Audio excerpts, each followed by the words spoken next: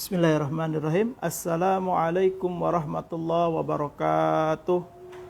Alhamdulillah. Alhamdulillahi rabbil alamin.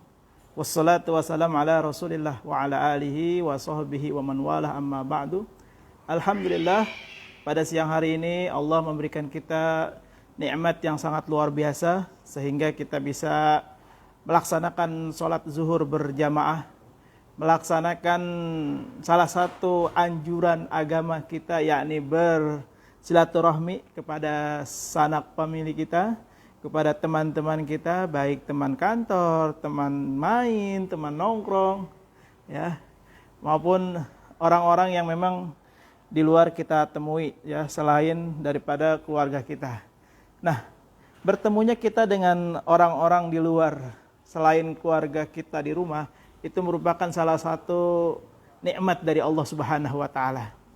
Kenapa saya bisa sampaikan seperti itu? Karena sebagian di antara kita mungkin dia ingin sekali bertemu dengan teman-temannya, tapi karena satu dan lain hal dia tidak bisa ketemu dengan teman-temannya. Nah, makanya bertemu dengan teman itu merupakan nikmat dari Allah, merupakan karunia dari Allah. Nah, harapannya, ya, saya mengajak jangan sampai bertemu dengan teman, bertemu dengan orang-orang di luar selain keluarga inti kita, itu menjadi hal yang mubah, apalagi hal yang sia-sia.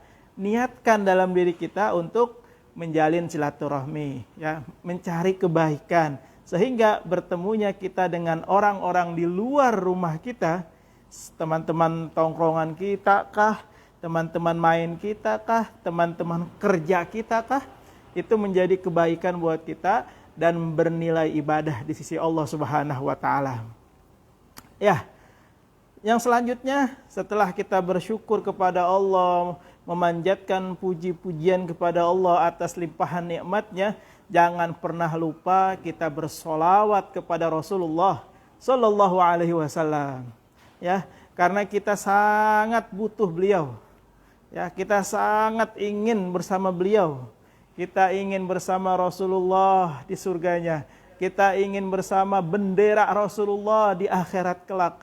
Kita ingin bersama golongan orang-orang yang cinta sama Rasulullah di padang mahsyar kelak.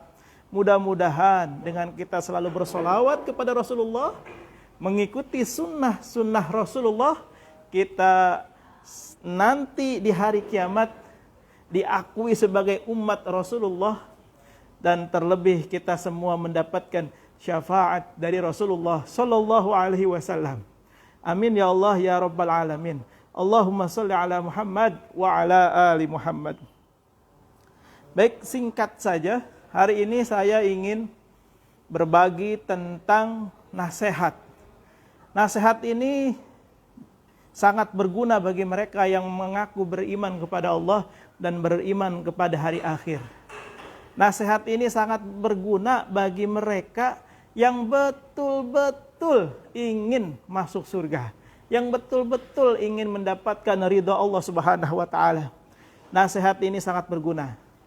Tapi bagi mereka yang sombong, bagi mereka yang tertutup hatinya, bagi mereka yang imannya sedang turun, maka dipastikan nasihat itu tidak akan berguna buat dia. Bahkan dia cenderung menjauh, bahkan dia cenderung menyalahkan, bahkan dia akan memusuhi orang yang memberikan nasihat itu. Ya. Nah, nasihat yang saya maksud pada hari ini adalah nasihat Rasulullah yang diberikan kepada Ibnu Abbas radhiyallahu an. Ya. Bahwasanya di dalam sebuah keterangan hadis, Rasulullah Shallallahu Alaihi Wasallam pernah menasihati Ibnu Abbas radhiyallahu an. Nah, kenapa nasihat itu begitu penting? Karena sesungguhnya orang-orang yang masih, ya, menjadikan nasihat itu berguna adalah orang-orang yang memang ingin menjadi lebih baik hidupnya, menjadi menjadi terus imannya itu terus meningkat, ya. Orang-orang yang jauh dari nasihat, maka dikatakan dia adalah orang yang sombong, dan tentu dia akan jauh dari keridhaan Allah Subhanahu wa taala. Nah, nasihat Rasulullah kepada Ibnu Abbas ini patut kita jadikan Kita jadikan pegangan, kita jadikan ajian dalam hidup kita bahwa kita harus memerhatikan. Kita harus memperhatikan ini. Karena ini juga berlaku buat kita. Karena kita sama Ibnu Abbas sama-sama manusia, sama-sama butuh nasihat. Ya, kalau kita jauh dari nasihat, udah selesai, wassalam. Ya. Nah, nasihat ini tentu sangat sangat berlaku. Ya, intinya nasihat ini bagi siapa saja selama dia mengaku manusia, beriman kepada Allah, beriman kepada hari akhir, maka nasihat tidak bisa dipisahkan dari dirinya. Nah, apa itu nasihat Rasulullah Shallallahu Alaihi Wasallam kepada Ibnu Abbas? Yang otomatis nasihat ini juga berguna bagi kita. Nasihat ini bermanfaat bagi kita. Nasihat ini berlaku bagi kita. Ya, dan ini adalah hukum sunnatullah. Sunnatullah yang Rasulullah bocorkan kepada kita agar kita lebih hati-hati, agar kita lebih mawas diri. Yang paling penting agar kita jangan sombong jadi manusia. Apa itu? Kata Rasulullah Shallallahu Alaihi Wasallam, "Igtanim khamsan qabla khamsin." Ini mungkin hadis yang sudah familiar, yang hadis sudah populer di telinga kita. Apa kata Rasulullah? Igtanim. Ya, ingatlah, perhatikanlah 5 perkara sebelum datang 5 perkara. Yang pertama apa, Ustaz? Sababaka qabla haramik. Ya, setiap manusia terkena hukum ini. Apa itu? Waktu mudamu sebelum datang waktu tuamu. Manusia tidak ada yang tambah muda, yang ada tambah tua. Oleh karena itu masa mudamu gunakan semaksimal mungkin. Gunakan seoptimal mungkin buat mencari kebaikan, buat mencari kebermanfaatan, buat menjadikan nilai-nilai ibadah, nilai-nilai kedekatan kita kepada Allah Subhanahu wa taala. Jangan pernah kita berpikir muda terus, nggak mungkin. Pasti kita akan tua. Oleh karena itu Rasulullah mengingatkan Ibnu Abbas dan tentunya kepada kita semua, manfaatkan masa mudamu sebelum datang masa tuamu. Yang kedua, sihataka qabla saqamika. Ya, sehatmu sebelum datang masa sakitmu. Nah, kita manusia ya sama kayak Ibnu Abbas, sama kayak Rasulullah, sakit sudah pasti menghampiri diri kita. Oleh karena itu, ketika kita sehat, gunakan dengan sebaik-baiknya untuk kedekatan kita kepada Allah, untuk menambah amal ibadah kita kepada Allah, untuk menambah pundi-pundi pahala yang nanti kita akan bawa ketika kita sudah meninggal. Ya, gunakan masa sehatmu sebelum datang masa sakitmu.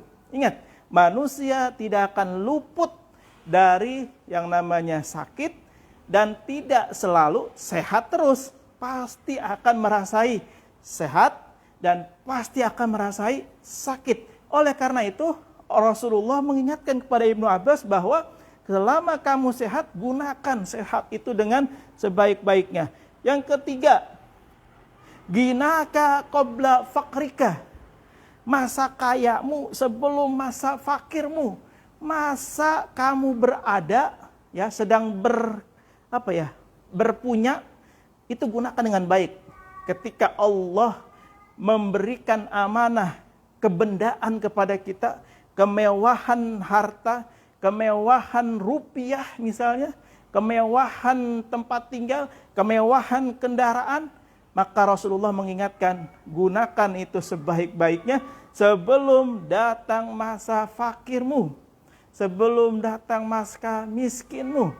Makanya ada yang bilang, dunia ini seperti roda berputar. Kadang di atas, kadang di bawah. Kadang sehat, kadang sakit. Kadang kaya, kadang miskin. Nah, Walaupun sebenarnya roda berputar ini dalam Islam sedikit rancu, sedikit tidak pas. Kenapa? Karena Islam mengajarkan bahwa kita dianjurkan untuk berbuat zuhud, ya. Ambil dunia secukupnya, ya, bersyukur ketika kita tidak punya. Yang selanjutnya, yang keempat, wa faragoka qabla syaglika. Yang keempat, masa luangmu sebelum masa sempitmu. Ya, masa luang itu banyak, baik dari segi harta, baik dari segi waktu, baik dari segi kesempatan. Itu adalah masa luang, masa yang bisa kita isi apa saja. Maka ketika kita memiliki itu, gunakan dengan sungguh-sungguh untuk kebaikan kepada Allah, untuk sesuatu yang bernilai ibadah, untuk sesuatu yang bernilai amal soleh. Jangan sampai kita, ya, setelah ini melewati kita baru sadar, oh, kenapa dulu saya enggak ini. Kenapa dulu saya enggak kepikiran buat ini, berbuat ini, berbuat itu, melakukan ini, melakukan itu, enggak. Ya, menyesal tidak ada gunanya. Ya, menyesal tidak ada gunanya. Makanya pentingnya nasihat itu di sini. Jangan sampai kita menyesal, ya. Yang terakhir, nasihat Rasulullah sallallahu alaihi wasallam kepada Ibnu Abbas, wa hayataka qabla mautik. Ya, yang terakhir ini adalah paripurnanya nasihat. Ya, karena setelah nasihat yang terakhir ini sudah terjadi, sudah selesai. Inna lillahi wa inna ilaihi raji'un. Kata Rasulullah kepada Ibnu Abbas, yang tentunya juga kepada kita kaum muslimin, hidupmu sebelum datang wafatmu, kematianmu. Selagi kita hidup, manfaatkan dengan sebaik-baiknya. Selagi kita masih ada di atas dunia ini, di atas bumi ini, di dalam kehidupan yang katanya serba ada, ya, manfaatkan dengan sebaik-baiknya sebelum ajal menjemput kita. Karena setiap manusia pasti akan menemui ajal. Setiap manusia pasti akan mati. Oleh karena itu Rasulullah mengingatkan kepada Ibnu Abbas, hai Ibnu Abbas, hai manusia, kaum muslimin muslimat, dimanapun kamu berada, jangan sombong. Kamu itu pasti mati, kamu itu pasti meninggal, kamu itu pasti wafat. Maka gunakanlah kesempatan hidup ini untuk kebaikan kepada Allah, nilai-nilai ibadah yang kita kerjakan sehingga kita wafat, kita menghadap Allah, kita membawa bekal yang cukup. Walaupun bekal yang cukup ini tidak membawa kepada surga, tapi paling tidak kita bisa bersaksi kepada Allah, ya Allah, saya waktu hidup pernah berbuat ini, mengerjakan ini, semoga engkau ridha, terimalah ya Allah. Begitu kalau kita mengerjakan. Tapi kalau kita tidak mengerjakan, dicabut sama Allah, diwafatkan kita, dihadapkan kepada Allah, apa yang mau kita banggakan? Apa yang kita bisa bela dari diri kita kalau kita tidak mengerjakan perintah-perintahnya? Kalau kita tidak menjauhi larangan-larangannya? Tentu hal ini menjadi pelajaran buat kita.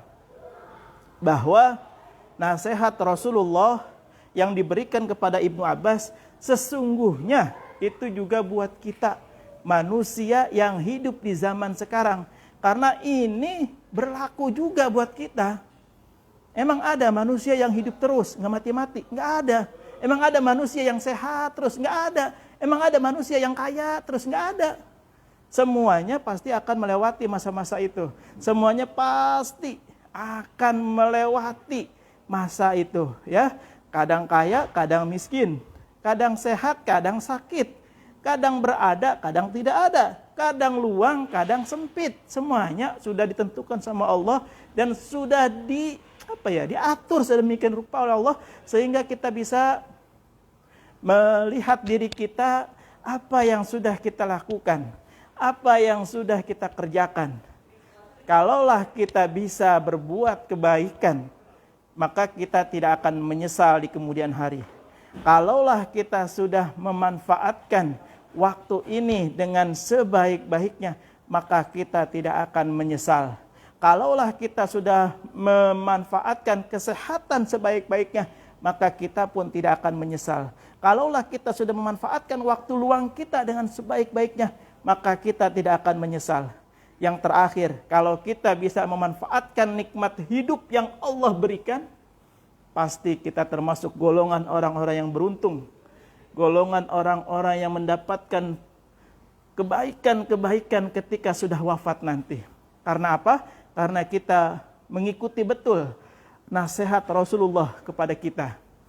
Terima kasih. Mudah-mudahan bermanfaat. Kalau ada yang salah, datang dari diri saya. Kalau yang benar, datang dari Allah atas izin Allah. Semoga membawa kebaikan buat semuanya. Hadanallahu wa iyyakum ajmain. Assalamualaikum warahmatullahi wabarakatuh.